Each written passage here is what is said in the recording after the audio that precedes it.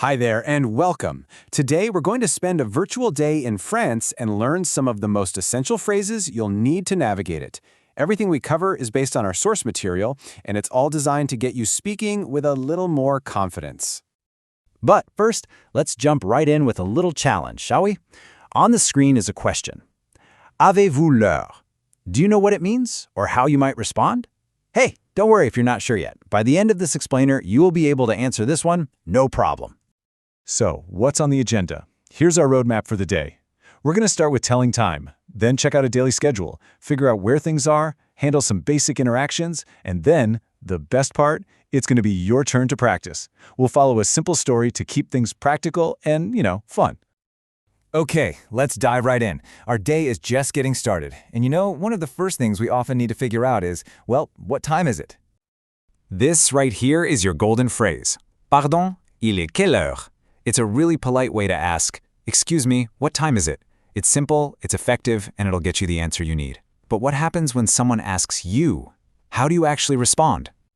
Well, good news, the response is just as straightforward. You just start with il est, which means it is, and then you literally just say the hour and the minutes. So for 8:45, you'd say il est 8h45. Easy, right? Now, you might have noticed that little letter H there. What's that all about? Well, that H is the official abbreviation for heure, which, you guessed it, means hour. In France and other French-speaking places, you'll pretty much always see time written this way, instead of with a colon. It's a really good little detail to know. So, here's a super important point to keep in mind. French kind of has two systems for time. For anything official, we're talking train schedules, airport info, business hours, they use the 24-hour clock. So dinner might be from 19H to 21H. But when you're just chatting with people, it's much more casual. They'll often use the 12-hour system, just like in English. All right, so knowing the time is great, but being able to read and understand a full schedule, that's the next level. Let's see how we can build on what we just learned. Just take a look at this typical work schedule. You can see that 24-hour system in action, right? Work ends at 16h, which is 4 p.m. Also notice that little word "a" that connects the start and end times? That's your keyword for 2. So the hours are de 9h à 16h, from 9 to 4. And here are the essential building blocks, kind of like your personal toolkit for talking about schedules. De à means from to when you're talking about time. Du au is the same idea, but for days. And then you have those keywords like la pause for the break and en congé for a day off. Super useful stuff. Okay, so we figured out our time and our schedule. Now, imagine we're sitting at our desk, but we can't find our things. This next part is all about locating everyday objects. The real magic words here are the prepositions. You've got dans, which means in, so the notebook is in the backpack. Then there's sous, which means under, so the shoes are under the table. These tiny words are absolute game changers for describing the world around you. But what if there are 2 notebooks? How do you get more specific? Well, we need colors. And this brings us to a really core concept in French. Adjectives often change to agree with the gender of the noun. So you'll see here that many colors have a masculine form and a feminine form, like vert for a masculine noun and verte for a feminine one.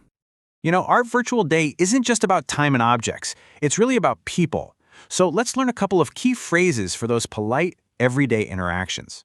So what happens when someone says merci beaucoup to you? Your go-to response should absolutely be de rien. That's the perfect equivalent of you're welcome. Now, here's a fun cultural tidbit. You might also hear bienvenue, especially in Canada. Our source material notes this is probably an influence from English, but it's used often enough that it's a good one to recognize. And speaking of culture, check this out. This is a great little insight, particularly into French-speaking Canada. The quote says that people often font la file, which means they form a line, or a queue, at the bus stop, the grocery store, and the bank. It's just an expected part of public life. This actually brings up a great question for you to think about. In your home country, do people wait in line in these situations? It's these little cultural details that make learning a language so much more interesting than just memorizing words, isn't it? All right, we have covered a lot. We've gone over telling time, understanding schedules, finding objects, and being polite. Now it's time to bring it all together. It's your turn to practice. So here it is, your final challenge. Just take a moment and look at the screen. You have all the pieces of the puzzle now. How do you say what time it is using that 24-hour clock? How do you describe the book, its color, and its location? Give it a try. Just think about how much you can say now that you couldn't at the beginning of our chat. It's pretty cool, right?